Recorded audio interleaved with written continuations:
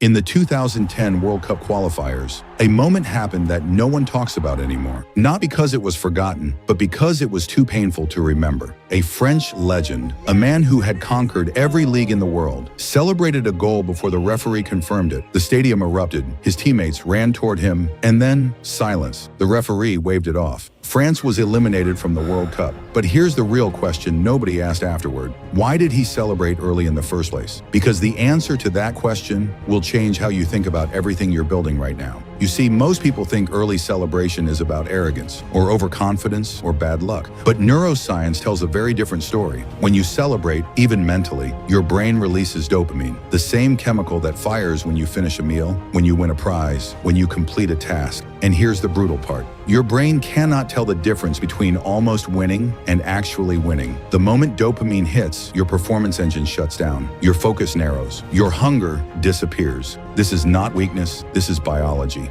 And the greatest footballers on the planet have learned to fight their own biology. Every single game. Cristiano Ronaldo has a phrase. He doesn't say it in press conferences, you won't find it on his Instagram, but according to people who've trained with him, after every goal, every single goal, he says 3 words to himself: the game is not over. Now, a lot of people hear that and think, that's just motivation talk. But it's not. It's a neurological reset command. By saying those words, Ronaldo is actively preventing his brain from releasing the dopamine flood that would signal completion. He is refusing to feel finished. And that's exactly why, at 39 years old, he's still performing at elite level. Because his brain never got comfortable. His brain never got satisfied. The greatest weapon Ronaldo has isn't his speed or his fitness. It's his refusal to feel done. Now let's leave the football pitch for a moment, because this pattern exists in every sport, every industry, every life. Kobe Bryant, one of the most obsessive competitors in human history, used to study NFL games not for strategy. He was studying psychology, and he noticed one pattern over and over again across thousands of hours of footage. The players who celebrated the loudest at halftime were the ones who disappeared in the fourth quarter. Not sometimes, consistently, because emotion, whether it's joy or anger or excitement, is energy, and energy is a limited resource. Every second you spend celebrating a moment that isn't finished yet is a second of execution you are stealing from your future self. Think about that. The crowd sees a player celebrating at 2-0 and thinks he's confident. But the elite players watching from the bench see something different. They see a man spending coins he hasn't earned yet. Messi, Lewandowski, Thierry Henry in his prime before that night. 3 players from completely different eras, different styles, different personalities. But one invisible shared rule: you don't celebrate the shot, you celebrate the scoreboard at full time. And here is where this stops being about football, because I want to ask you something directly. Are you celebrating the business idea or the business? Are you celebrating the gym membership or the transformation? Are you celebrating the first client call or the delivered result? Because here's what I've noticed. The most dangerous moment in anyone's journey is not failure. Failure is obvious. Failure teaches. The most dangerous moment is premature victory. The Instagram post before the product works, the announcement before the launch, the champagne before the contract is signed. This is how dreams die quietly. Not with a bang, with a celebration that happened too soon. Here's the uncomfortable truth.